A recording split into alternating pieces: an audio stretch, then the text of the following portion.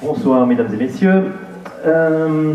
J'ai le redoutable privilège de commencer ces discussions ce soir sur ce thème de façade et de biocides, de risques environnementaux, pour autant qu'il y en ait. Et comme je suis aussi un petit peu flemmard, je vais commencer par un petit film qui date de 2009 et qui présentait la situation.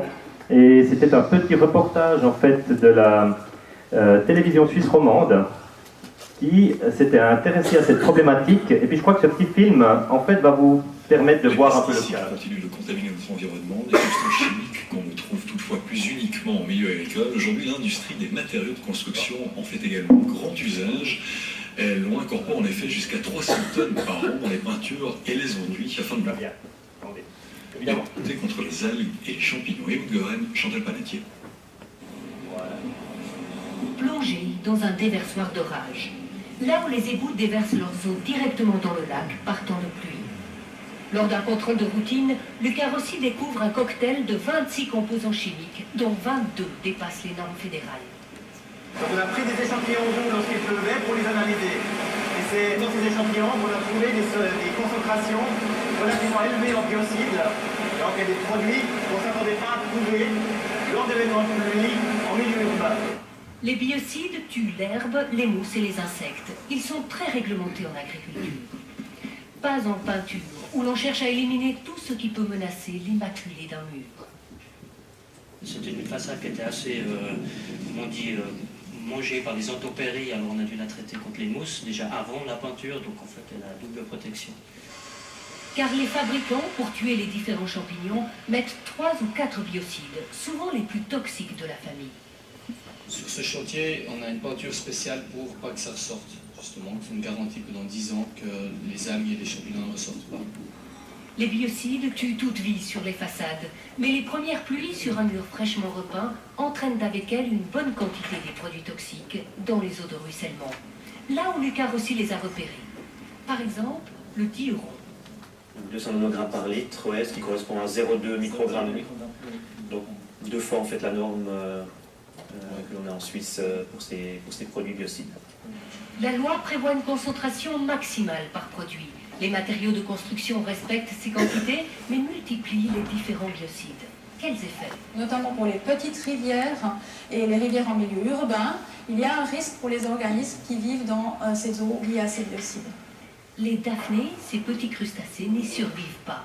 Et l'homme? C'est vrai qu'il reste parfois des traces infinitésimales de ces substances dans l'eau potable et à long terme, pour le moment, on ne sait pas quelles peuvent être les conséquences pour l'homme. La Suisse admet jusqu'à 1/10 de carré de sucre de ces produits dans une piscine olympique. Depuis les années 80, on tend à multiplier dangereusement les carrés de sucre dans nos lacs. Voilà, c'était un peu ce qui se passait en 2009. Si depuis beaucoup d'eau a coulé sur les façades. Alors, c'était juste cette petite introduction pour lancer la discussion ce soir. C'est clair que si on regarde cette problématique de micropolluants et façades, c'est en premier lieu, si on regarde la façade, c'est vraiment la carte de visite d'une maison, c'est l'identité d'un architecte, l'identité d'un quartier. On essaye de se marquer avec cette image.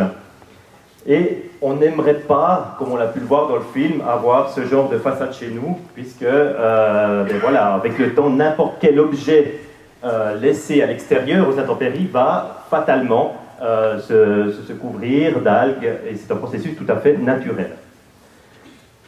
En termes de façade, puisqu'on focalise ce soir sur les façades, ces façades sont exposées aux intempéries, donc le soleil, rayonnement UV, températures qui ont été mesurées, qui vont de moins 20 à 70 degrés, qui sont pas forcément des événements aussi extrêmes que celui-là, mais c'est exposé aux pluies. Donc on parle de pluie à Lausanne, on a 1,20 m de pluie cumulée par année, donc c'est quand même assez souvent. Et puis tous les problèmes d'humidité et de condensation qui vont ressortir ou qui peuvent ressortir sur les façades. Et plus on augmente la surface d'isolation, plus on isole, plus ces problèmes d'humidité en fait vont aussi se marquer. Alors quelques chiffres. Dans le reportage qu'on a vu, on parlait de 100, 200, 300 tonnes. Et il y a une étude très récente qui a été faite en 2013 qui a permis un peu de relativiser ces chiffres. Et on arrive à des chiffres qui sont beaucoup plus bas en fait que ce que l'on annonçait à l'époque. Donc pour les biocides utilisés typiquement dans les peintures de façade, on parle de 20 tonnes par an. Dans les produits de protection directement sur les murs, moins de 2 tonnes. Et ce qui est intéressant aussi, c'est que les substances utilisées pour le bois, donc la protection du bois, ce sont des quantités très importantes, donc 27 tonnes par an, mais avec une grande incertitude au niveau des valeurs exactes de consommation. Ce qu'on peut voir dans l'estimation 2011, c'est un peu plus de 100 000 maisons qui sont repeintes par an en Suisse, donc à peu près 12 par heure. Donc c'est un marché assez intéressant pour nos collègues plâtriers et peintres. Donc c'est un marché qui représente à peu près 20 000 tonnes de peinture par an. Et les chiffres que j'ai obtenus, mais peut-être que vous me corrigerez, c'est de l'ordre de 13 km² de façades qui sont repeintes en moyenne en Suisse et qui sont susceptibles de contenir ces différentes substances. Alors, quand on a commencé à découvrir ces biocides en milieu urbain, du côté scientifique, cette fois je me place du côté scientifique, on s'est dit, mais d'où est-ce que ça vient? Donc, d'abord, on a commencé à travailler au niveau du laboratoire, donc des essais qui ont été faits à l'EMPA, du côté de Dubendorf, c'est des façades qui sont exposées dans des simulateurs de pluie. On va regarder ces façades peintes qui sont exposées, comment ces biocides sont relargués. L'étape d'après, ça a été de mesurer sur les façades réelles, donc collecter l'eau qui ruisselle lors d'événements de pluie pour voir ce qu'elles contiennent, ces eaux. Et puis finalement, c'est d'aller jusqu'à la rivière pour voir si ces biocides, ces fameuses substances, on va les retrouver jusque dans les cours d'eau. Et ça, c'est de la mesure, c'est ponctuel. Alors, en bon scientifique, on s'est dit, qu'est-ce que ça donne à l'échelle d'une ville? Et à l'échelle d'une ville, il faut aller à l'échelle supérieure. C'est-à-dire qu'il faut estimer qu'est-ce qui peut arriver depuis tout un quartier. La première grosse difficulté qu'on a eue, ça a été d'estimer les surfaces de façade pour une ville ou pour un quartier. C'est pas quelque chose d'absolument pas trivial, parce que ça dépend de la hauteur des bâtiments, puis après, c'est pas seulement la hauteur des bâtiments, il faut aussi tenir compte de l'orientation du bâtiment par rapport aux pluies. Donc, ça a été un énorme travail, mais avec les reconstitutions 3D de certains quartiers, on arrive à estimer ces fameuses superficies de façade pour un quartier donné. La deuxième étape, on sait combien il y a de façades, mais qu'est-ce qui se passe au niveau de la façade? Donc il a fallu trouver un modèle qui dit comment ces biocides vont se retrouver à la surface et vont être lessivés par les pluies. Donc ce qu'il faut savoir, c'est que ces biocides, pour être actifs contre les champignons ou les mousses, ils ont besoin de passer en solution. Donc ils doivent migrer à la surface, et c'est sous forme aqueuse qui vont être vraiment efficaces, mais c'est aussi sous cette forme-là qu'ils vont être lessivés. Puis finalement, lorsqu'ils sont lessivés, ce qu'on retrouve en pied de façade, ça a toute une série de processus pour que ça se retrouve finalement dans les rivières ou dans les lacs. Donc il a fallu encore diluer toutes ces eaux de façade dans les autres eaux de ruissellement, sur ce qui va dans le sous-sol, ce qui reste sur les routes, etc., pour arriver jusqu'à la rivière. Avec toutes ces études, tous ces travaux, on peut estimer s'il y a un risque ou pas au niveau de notre milieu récepteur.